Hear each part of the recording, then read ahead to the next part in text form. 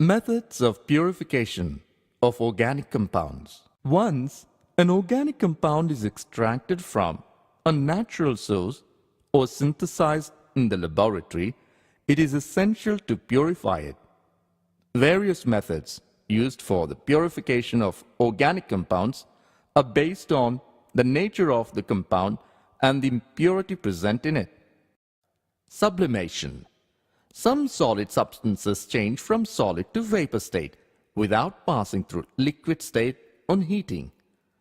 The purification technique based on the above principle is known as sublimation and is used to separate sublimable compounds from non-sublimable impurities. Crystallization. During crystallization, at first, the impure compound is dissolved in a solvent in which it is sparingly soluble at room temperature, but appreciably soluble at higher temperature. The solution is concentrated to get a nearly saturated solution. On cooling the solution, pure compound crystallizes out and is removed by filtration.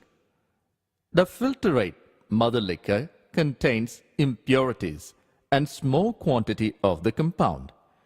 Impurities which impart color to the solution are removed by absorbing over activated charcoal. Distillation. This important method is used to separate 1. Volatile liquids from non-volatile impurities, and 2. The liquids having sufficient difference in their boiling points. Liquids having different boiling points vaporize at different temperature. The vapors are cooled and the liquids so formed are collected separately. Example: chloroform, boiling point 334 Kelvin, and aniline, boiling point 457 Kelvin, are easily separated by the technique of distillation.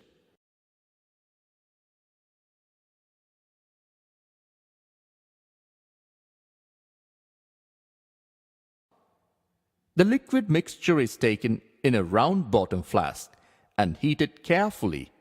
On boiling, the vapors of lower boiling component are formed first. The vapors are condensed by using a condenser and the liquid is collected in a receiver. The vapors of higher boiling component form later and the liquid can be collected separately. Fractional distillation. If the difference in boiling points of two liquids is not much, simple distillation cannot be used to separate them. Fractional distillation is used. In this technique, a fractionating column provides many surfaces for heat exchange between the ascending vapors and the descending condensed liquid. The fractionating column is fitted over the mouth of the round bottom flask. Vapors of a liquid mixture are passed through a fractionating column before condensation. The vapors thus become richer in low boiling component. The vapors of low boiling component ascend to the top of the column. On reaching the top, the vapors become pure in low boiling component and pass through the condenser, and the pure liquid is collected in a receiver. After a series of successive distillations, the remaining liquid in the distillation flask gets enriched in high boiling component. Each successive condensation and vaporization unit in the fractionating column is called a theoretical plate. Application: to separate different fractions of crude oil in petroleum industry. Fractionating columns are available in various sizes and designs. Distillation under reduced pressure. This method is used to purify liquids having very high boiling points and those which decompose at or below their boiling points. Such liquids are made to boil at a temperature lower than their normal boiling points by reducing the pressure on the surface. A liquid boils at a temperature at which its vapor pressure is equal to the external pressure. The pressure is reduced with the help of a water pump or vacuum pump. Glycerol can be separated from spent lard in soap industry by using this technique. Steam distillation. This technique is applied to separate substances which are steam volatile and are immiscible with water.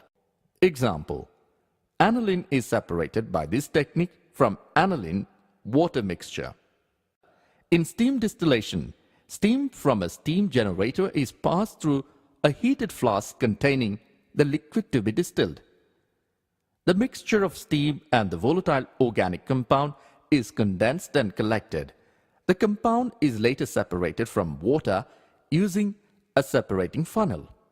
The liquid boils when the sum of vapor pressures due to the organic liquid P1 and that due to water P2 becomes equal to the atmospheric pressure P, that is, P equals to P1 plus P2.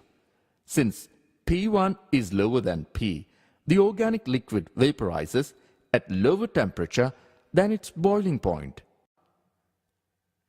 Differential extraction. When an organic compound is present in an aqueous medium, the organic solvent and the aqueous solution mixture is separated by shaking in a separatory funnel. Thus, they form two distinct layers. The organic solvent is later removed by distillation or by evaporation to get back the compound. Differential extraction is carried out in a separatory funnel.